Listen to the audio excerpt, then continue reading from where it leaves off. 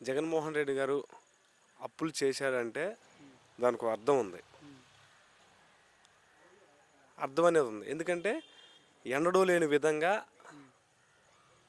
మన గాంధీజీ గారి కలలు కన్న స్వరాజ్యాన్ని గ్రామంలోకి తీసుకొచ్చి గ్రామ సచివాలయం, వెల్నెస్ సెంటరు, అదేవిధంగా రైతు భరోసా కేంద్రం, విద్యా వైద్యం ఈ రెండింటిని ప్రధానంగా తీసుకొని ఇటు అభివృద్ధి, ఇంకోటి సంక్షేమం, ఈ రెండును కూడా రెండు కళ్ళలాగా చూసుకొని పరిపాలన అందించాడే తప్ప ఎక్కడ కూడా తన ఇష్టానుసారంగా అయితే పరిపాలన అందించలేదు. ప్రజలకు ఏం కావాలి, ఏ విధంగా ఉంటే పేద బడుగు బలహీన వర్గాలు బాగుపడతారు, అదేవిధంగా ఉన్నత వర్గంలో ఉన్నటువంటి వ్యక్తులకు కూడా ఏం కావాలి అని ఆలోచన చేసి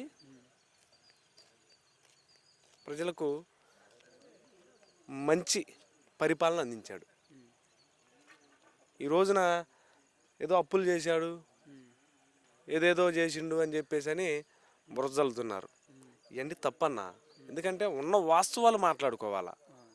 గత 5 ఏళ్లలో రైతులు ఏ విధంగా సంతోషంగా ఉన్నారు, ఏదైతే పేద బడుగు బలహీన వర్గాలు వాళ్ళ పిల్లలు కావచ్చు, వాళ్ళే కావచ్చు, కూలీ నాలి చేసుకొని బ్రతికే వాళ్ళు ఎవరైనా కావచ్చు, ఏ విధంగా ఉన్నారు అనేది ఒకసారి మనం చూసుకున్నట్లయితే, అప్పటికి ఇప్పటికీ మనం చూసుకున్నట్లయితే చాలా వ్యత్యాసం ఉంది. అలా చంద్రబాబు నాయుడు గారి పాలనకి జగన్మోహన్ రెడ్డి గారి పాలనకి చాలా తేడా ఉంది. అప్పులు చేసేది జగన్మోహన్ రెడ్డి గారు కాదు.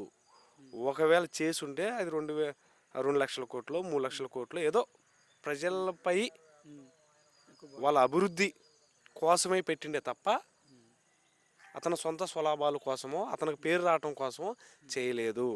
అదే చంద్రబాబు నాయుడు గారు ఈ రోజున అమరావతి కట్టాలి, నాకు కాదు, నా కొడుకు కాదు, నా మనవడికి కూడా పేరు ఉండాలి, నా మనవన్ని ముఖ్యమంత్రికి చూడాలనే ఆలోచనతో ఈయన అమరావతి రాజధాని నిర్మిస్తుండ్రు. ఆయన కాదు, ఆయన కొడుకు కాదు, ఆయన మనవడు కూడా ముఖ్యమంత్రిగా ఉండాలనే ఆలోచనతో ఆ విధంగా అప్పులు చేస్తుండే. ఇవాళ ఇంత అప్పులు చేస్తున్నా కూడా ఎటువంటి సంక్షేమం కానీ అభివృద్ధి కానీ లేదంటున్నారా? ఏముందన్న అభివృద్ధి ఏముంది? సూపర్ 6 అన్నారు. సూపర్ 6లో మహిళలకు ఫ్రీ బస్ అన్నారు. అన్న ఒక మహిళ రోజు ప్రయాణం చేస్తుందా? ఎందుకు ఆ పథకం? ఉపయోగం లేదు. 20 రూపాయలు ఛార్జీ పెట్టుకొని ఊరికి వెళ్ళలేరా? 100 రూపాయలు పెట్టుకొని ఊరికి వెళ్ళలేరా? ఎందుకు ఉచిత బస్సు? ఎవడు అడిగిండు ఉచిత బస్సు? అనవసరం. గ్యాస్ బండ 800 రూపాయలు గ్యాస్ బండ, నువ్వు సంవత్సరానికి 324 100 రూపాయలు ఈరోజు నువ్వు ఇస్తానన్నావు. నువ్వు ఇచ్చినవా? ఒక గ్యాస్ బండ్ ఇచ్చినావు, అది కూడా కొంతమందికి ఏదో ఓ పథకం కింద 800 లెక్క ఒకరికి ఇచ్చినావు. దేనికి ఉపయోగం 800? అంటే ఎంత వేస్తున్నావు? భిక్షం వేస్తున్నావా? నువ్వు సంవత్సరానికి పావులా లెక్క కడుతున్నావా? ఇది అనవసరం. ఈ విధంగా ఏ పథకాన్ని తీసుకున్నా అన్నీ ఇక ఆయన సూపర్ 6లో 6 ఉన్నాయి ప్రధానంగా ఉపయోగం లేని పథకాలు. ఇవన్నీ 40 ప్రతి మహిళకు 1800 రూపాయల చొప్పున నేను ఇస్తానని చెప్పిండు. 18 సంవత్సరాల నుంచి 60 సంవత్సరాల లోపు. గాలి మాటలు ఎందుకు చెప్పాలా? నీకు చేత కాకపోతే చేత కాదని చెప్పాలా. నిన్ను ఎవడు అడిగిండు? జగన్మోహన్ రెడ్డి గారు చెప్పిండు. నవరత్నాలను 9 చెప్పిండు పథకాలు. 9కి 99% చూపెట్టిండు. పథకాలు అందించిందా లేదా?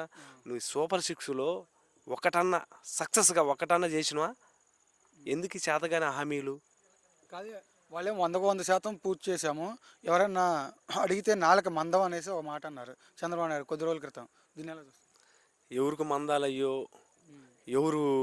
ఎవరికి బ్రెయిన్ లేకో ట్రీట్మెంట్లు ఇప్పించుకుంటున్నారో అందరికీ తెలుసు. ఇలా